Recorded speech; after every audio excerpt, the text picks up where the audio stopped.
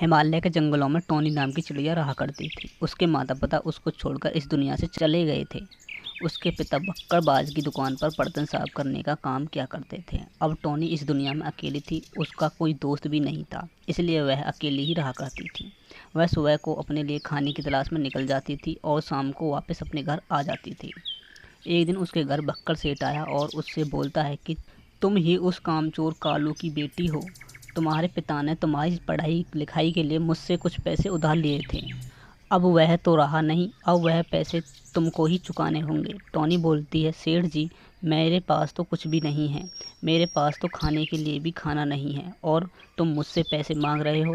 मालिक, मैं तो अपनी ज़िंदगी मर मर कर काट रही हूँ। भला मैं तुमको कहाँ से पैसे दे सकती हूँ। भक्कड़ बोलता है, यह मुझे नहीं पता, मुझे अपने पैसे चाहिए। मैं तुमको बस 5 दिन का समय देता हूँ। अगर तुमने मेरे पैसे वापस नहीं किए तो मैं तुम्हारे घर छीन लूँगा और इस घर से तुम्हें निकाल दूँगा।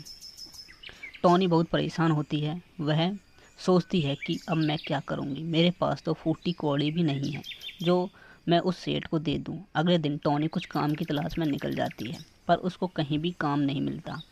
वह थक हार कर अपने घर आ जाती है और सोचती है कि अब मैं कैसे सेठ को पैसे दूँगी। ऐसे ही 5 दिन बीत जाते हैं। बक्कड़ सेठ फिर से टॉनी के घर आ जाता है और उससे पैसे मांगता है, पर टॉनी के पास पैसे नहीं थे। इसलिए वह उसको घर से निकाल देता है और उसके घर पर कब्जा कर लेता है। टॉनी रोती हुई एक पेड़ पर जाकर बैठ जाती है। वह सोचती है, अब मैं क्या करूं और कहाँ जाऊं। इस दुनिया में तो मेरा कोई नहीं। वह वहाँ से उड़कर पहाड़ की तरफ चली जाती है। वह उड़ते उड़ते काफ़ी दूर आ जाती है। तभी उसको एक घास का बना हुआ घर दिखाई देता है। वह उस घर के पास जाती है और आवाज़ लगाती है, पर उसकी आवाज़ का जवाब कोई नहीं देता। तभी उसको एक आवाज़ आती है। वह टॉनी से बोलती है कि तुम कौन हो और यहाँ कैसे आ गई। यहाँ तो आज तक कोई नहीं आया, तुम कैसे आ गई।